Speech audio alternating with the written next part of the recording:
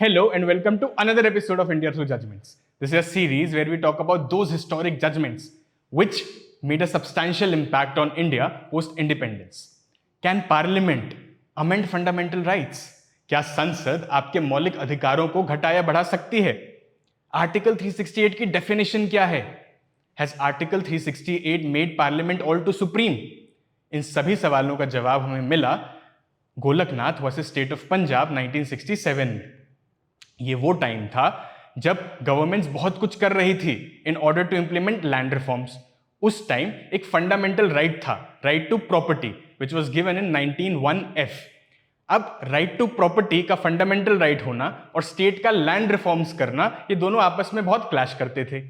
Although parliament ने बहुत कुछ किया राइट टू प्रॉपर्टी को कर्टेल करने के लिए। पार्लियामेंट ने आर्टिकल 31A 31B ऐड किया, जिससे राइट टू प्रॉपर्टी का जो फंडामेंटल राइट है वो लिमिटेड वे में एग्जीक्यूट हो पाए। ऑल्सो पार्लियामेंट ने to escape judicial review, parliament ने एक 9th शेड्यूल बनाया। 9th शेड्यूल एक ऐसा जादू का पिटारा था जिसमें आप कोई भी लॉ डाल दो, उसकी जुडिशियल स्क्रूटनी या जुडिशियल रिव्यू नहीं हो सकती। ये 9th शेड्यूल की पावर थी। अब एक ऐसा ही लॉ पंजाब में आया, Punjab land security and tenure, 1953 में आया। इसको 1964 में पार्लियामेंट ने 9th शेड्यूल में डाल दिया, मतलब इसकी जुडिशियल स्क्रूटनी अब नहीं हो सकती। अब ये लॉ क्या कहता था? ये लॉ ये कह रहा था कि an individual is only allowed to have 30 acres of land. उससे ज्यादा लैंड सरप्लस जो होगी वो स्टेट रख लेगी और उसको अपने रीडिस्ट्रीब्यूशन पर्पसेस या लैंड रिफॉर्म्स में जो भी उनका विजन होगा उसके लिए इंप्लीमेंट करेगी। अब एक गोलकनाथ ब्रदर्स थे, उनके पास 500 एकर्स ऑफ लैंड था। अब वो गवर्नमेंट उन्हें कह रही है कि आपके पास सिर्फ 30 एकर्स लैंड रहेगा, बाकी हमारा। गोलकनाथ को लगा कि ये तो उनके फंडामेंटल राइट्स का वायलेशन है, so he used article 32 which gave him the power to approach Supreme Court if his fundamental rights were violated. वो सुप्रीम कोर्ट गए और सुप्रीम कोर्ट में उन्होंने कहा कि मेरा फंडामेंटल राइट वायलेट हो रहा है। उनकी तरफ से जो दलीलें दी गई उसमें एक तो सबसे बड़ी बात ये कही गई कि कॉन्स्टिट्यूएंट असेंबली ने कॉन्स्टिट्यूशन को बनाया है, तो पार्लियामेंट कैसे अमेंड कर सकती है कॉन्स्टिट्यूशन को। दूसरा, यही वो टाइम था जब बेसिक स्ट्रक्चर की बातें होने लगी। पहली बार बेसिक स्ट्रक्चर का जिक्र हुआ कि क्या पार्लियामेंट सब कुछ अमेंड कर सकती है, पार्लियामेंट क्या इतनी पावरफुल है कि वो सब कुछ अमेंड कर सकती है। ऑल्सो वो इन्होंने ये भी कहा कि आर्टिकल 368 में कहीं पावर का जिक्र तो है ही नहीं। 368 तो एक प्रोसेस है ना, एक प्रोसेस करके बता रही है कि आप कॉन्स्टिट्यूशन को अमेंड कैसे कर सकते हो। It's a process. कहीं भी ये जिक्र थोड़ी ना है कि ये पावर दे रही है आपको कि आप कॉन्स्टिट्यूशन में कुछ भी अमेंड कर सकते हो। स्टेट ऑफ पंजाब का क्या आर्ग्यूमेंट था? स्टेट ऑफ पंजाब ये कह रहा था कि एक तो अमेंडमेंट बहुत नेसेसरी है, वरना कॉन्स्टिट्यूशन बहुत रिजिड हो सकता है, और कॉन्स्टिट्यूशन अगर रिजिड हो जाएगा तो वो अच्छा नहीं है।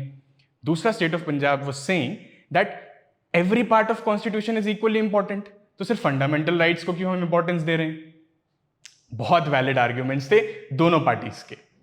लीगल इश्यू सुप्रीम कोर्ट के सामने ये आया कि can parliament amend fundamental rights, एक तो सबसे बड़ा लीगल इशू यही था। दूसरा, आर्टिकल 368 की मिस्ट्री क्या है?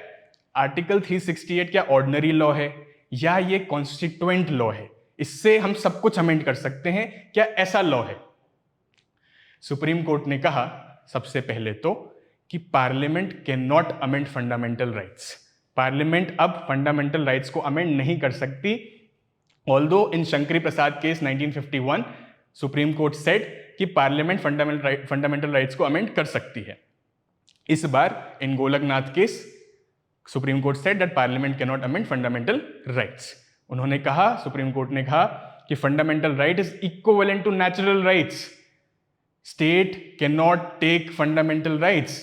जो कुदरती लॉ हैं, आपके नेचुरल लॉ हैं, भगवान ने आपको दिए हैं, स्टेट वो नहीं ले सकता, और फंडामेंटल राइट नेचुरल लॉ है आपका। तो पहला तो ये कह दिया।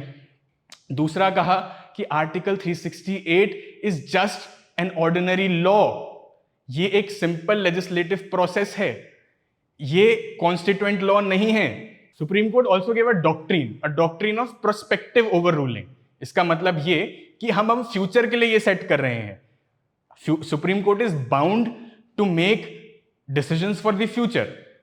पास्ट के जजमेंट्स इस पे अफेक्ट नहीं हो सकती, इसीलिए 1953 का जो एक्ट था पंजाब गवर्नमेंट का वो वैलिड था, क्योंकि इस डॉक्ट्रिन के अकॉर्डिंग वो अब सिर्फ फ्यूचर लॉज पे अप्लाई हो सकता है।